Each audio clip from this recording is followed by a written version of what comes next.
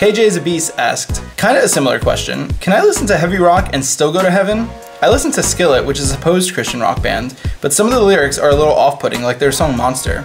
I think it's about anger, but I'm not quite sure. I've seen them countless of times at Night of Joy and Rock the News and concerts and stuff. I've taken the youth group there.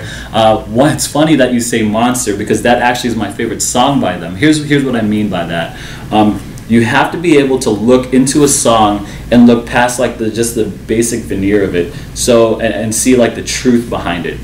What they were talking about, I believe, they're talking about sin and the sin nature of human beings, that there's a monster that is this sin that's inside of us that forces us to do things and maybe captivates our heart at times and just drives us in certain directions and is a motivator for people in general. I think that's that. I'm not going to do a whole review on it, obviously, but I think that in that particular song, it's one of my favorites because it's something that I deal with a lot, is being sinful. But it doesn't have it doesn't explicitly talk about God.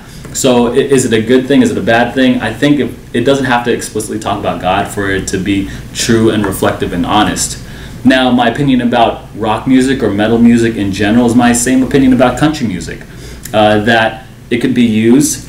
And some artists use it for God's glory. Some artists use it for truth, and that to reflect on something that's real and true and valuable to them.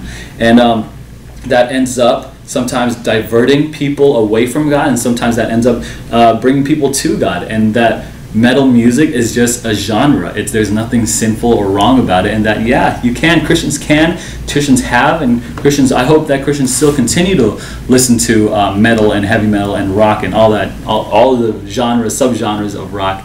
I think it's an awesome genre, but like I said, I treat it as the same as I treat country. It's fantastic. People use it for God's glory and for not God's glory, but it's just not for me.